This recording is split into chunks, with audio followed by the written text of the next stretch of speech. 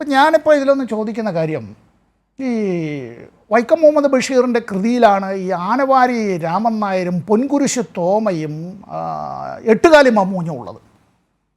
അപ്പോൾ ഈ കൃതികളെല്ലാം ഇങ്ങനെ മമ്മൂഞ്ഞ് എന്നുള്ളത് മുഹമ്മദ് കുഞ്ഞിൻ്റെ ലോപിച്ചുള്ളതാണ് അല്ലേ അഡ്വക്കേറ്റ് ഷുക്കൂർ? അങ്ങനെയാണല്ലോ മമ്മൂഞ്ഞ് എന്നുള്ളത്. ആനവാരി രാമൻ നായർ, പൊൻകുരിശ് തോമ, ഇതെല്ലാം. അപ്പോൾ അങ്ങനെയാണെങ്കിൽ ഇത് ഇപ്പോൾ നമ്മുടെ ഈ സെൻസർ ബോർഡ് ഇതിനെല്ലാം എങ്ങനെ കാണുമായിരുന്നു?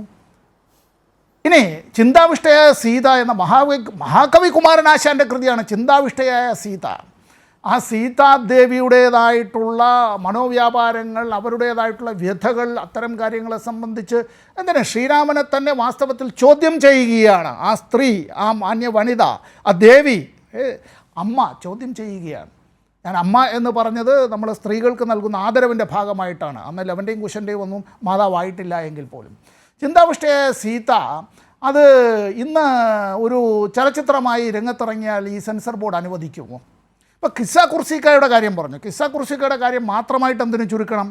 അടിയന്തരാവസ്ഥക്കാലത്ത് തന്നെ ഉണ്ടായിട്ടുള്ള ചില സംഭവങ്ങളുമായി ബന്ധപ്പെട്ടത് എന്ന് ധ്വനിപ്പിക്കുന്ന നിലയിലേക്ക് ആന്ധി എന്ന ഒരു ചലച്ചിത്രം പുറത്തിറങ്ങുകയുണ്ടായി. അതിലെ ഒരു കഥാപാത്രത്തിന് ശ്രീമതി ഇന്ദിരാഗാന്ധിയുമായി സാമ്യമുണ്ടായിരുന്നു എന്നാണ് ഞാൻ മനസ്സിലാക്കുന്നത്.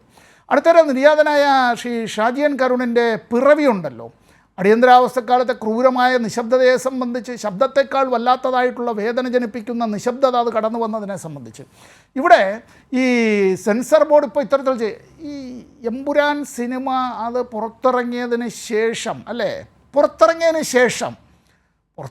ശേഷം ഈ സെൻസർ ബോർഡിന് എന്തൊരു വെപ്രാളമായിരുന്നു. അവധി ദിവസം നട്ടപ്പാതിരയ്ക്ക് പെട്ടെന്ന് തന്നെ അത്തരത്തിൽ നമ്മൾ ചില പ്രധാനപ്പെട്ട ചില വിഷയങ്ങളിലെല്ലാം സുപ്രീം കോടതി അത്തരത്തിൽ അവധി ദിവസവും അർദ്ധരാത്രിയിലും സിറ്റിംഗ് നടത്തിയെന്ന് കേട്ടിട്ടുണ്ട്. ഇന്ത്യയിൽ ലോകത്തിലെ ഏറ്റവും കൂടുതൽ അധികാരങ്ങളുള്ള കോടതി, ഇന്ത്യയുടെ സുപ്രീം കോടതി, അത്തരത്തിൽ ചെയ്യേണ്ടി വന്നതിനെ കടത്തിവെട്ടുന്ന നിലയിലേക്ക് ഇന്ത്യയുടെ സെൻസർ ബോർഡ് അത്തരത്തിൽ എമ്പുരാൻ സിനിമയിൽ കട്ട് നടത്തുന്നതിന് വേണ്ടി ചരിത്രമാണ്, അത് രാഷ്ട്രീയമുണ്ട്, ശരിയാണ്, നടന്ന കാര്യങ്ങളാണ്. ഇത്തരം സംഭവങ്ങളെ സംബന്ധിച്ച് പിന്നീടുള്ളവർ അറിയരുത് എന്നുള്ളതാണ് എങ്കിൽ, ഇത് കുഴിച്ചിടുന്നത് പോലെയുള്ള കാര്യങ്ങളിലേക്ക് അങ്ങനെയാണ് എങ്കിൽ, സെമിത്തേരിയിലെ സമാധാനമാണ് ഏറ്റവും വലിയ സമാധാനം എന്ന് നമ്മുടെ സെൻസർ ബോർഡ് വല്ലാതെ അങ്ങനെ ഈ ധരിച്ചുപോയാൽ അവരെ കുറ്റം പറഞ്ഞിട്ട് കാര്യമില്ല. അവരെ അതിലേക്ക് നിയോഗിച്ച രാഷ്ട്രീയ മേലാളന്മാരുടെ ഇച്ഛ എന്ത് എന്നറിഞ്ഞ് പെരുമാറുകയാണ് അവർ ചെയ്തത് എന്ന് മാത്രമേ നമ്മൾ ഇതിനെക്കുറിച്ച് പറയേണ്ടതായിട്ടുള്ളൂ. വായടയ്ക്കൂ എന്നാണ്. നിങ്ങളുടെ മനസ്സ് പോലും പുറത്തേക്ക് വരരുത് എന്നുള്ളതാണ്. നിങ്ങൾ നോക്കരുത്, നിങ്ങൾ ചുണ്ടനക്കരുത്, നിങ്ങളുടെ ശബ്ദങ്ങൾ പുറത്തു വരരുത്. അതാണ് ഈ പറയുന്നതിൻ്റെ അർത്ഥം എന്നുള്ളത്. അപ്രഖ്യാപിത അടിയന്തരാവസ്ഥ എങ്ങനെയാണ് വരുന്നത് എന്നുള്ളത് ഫിലിം സെൻസർ ബോർഡിൽ നിന്ന് മനസ്സിലാക്കുന്നു എങ്കിൽ ഇനി തുടർന്നുള്ള ദിവസങ്ങളിൽ അടിയന്തരാവസ്ഥക്കാലത്ത് കാർട്ടൂണുകൾക്ക് നിരോധനവും അറസ്റ്റ് ചെയ്യപ്പെട്ട നേതാക്കളുടെ ചിത്രങ്ങൾ അത്തരത്തിൽ പ്രസിദ്ധീകരിക്കരുതെന്ന് പറഞ്ഞതും പത്രങ്ങളിൽ അച്ചടിക്കേണ്ടുന്ന സർക്കാർ വാർത്തകളുമായി ബന്ധപ്പെട്ടുള്ളത് നേരത്തെ സെൻസറിങ്ങിന് വിധേയമാക്കി ഒപ്പിട്ട് വാങ്ങിച്ച് സീൽ ചെയ്ത് വന്നില്ല എങ്കിൽ പത്രം ഓഫീസുകൾ സീൽ ചെയ്യപ്പെടും. ഞാനിത് വെറുതെ പറഞ്ഞു പോകുന്നതല്ല. ഈ കൈരളിയുടെ സ്റ്റുഡിയോയുടെ തൊട്ടപ്പുറത്ത് എൻ്റെ അപ്പന് സഖാവ് അനിരുദ്ധൻ ഒരു പത്രമുണ്ടായിരുന്നതും സീൽ ചെയ്യപ്പെട്ടതായ വിശ്വകേരളം എന്നൊരു ചെറിയ പത്രമുണ്ടായിരുന്നതും സ്വന്തം അനുഭവത്തിൽ നിന്ന് തന്നെ ഞാനിത് പറഞ്ഞതാണ്, ഇല്ലാതെ കേട്ടറിവിൽ മാത്രമൊന്നുമല്ല.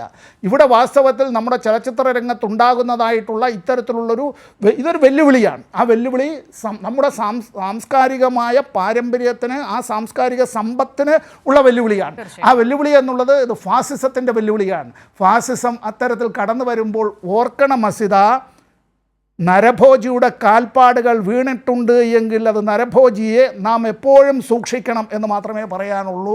വിഷസർപ്പങ്ങളുടേതായിട്ടുള്ള അതിൻ്റെ ഈ ശൽക്കങ്ങൾ പൊളിഞ്ഞു കിടപ്പുണ്ട് എങ്കിൽ വിഷസർപ്പങ്ങൾ എവിടെയും മുട്ടയിടാം, എവിടെയും അത് പെറ്റുപെരുകാം എന്നുള്ളത്, അത് നമ്മൾ അപ്പുറത്ത് മാത്രമേ ഇത് വരൂ, ഇവിടേക്ക് വരില്ല എന്ന് ആരും അങ്ങനെ തെറ്റിദ്ധരിക്കേണ്ടതില്ല. ചലച്ചിത്ര രംഗത്തുള്ളവരും ഞാൻ സുരക്ഷിതനാണ് എന്ന് ആരും ധരിക്കേണ്ടതില്ല.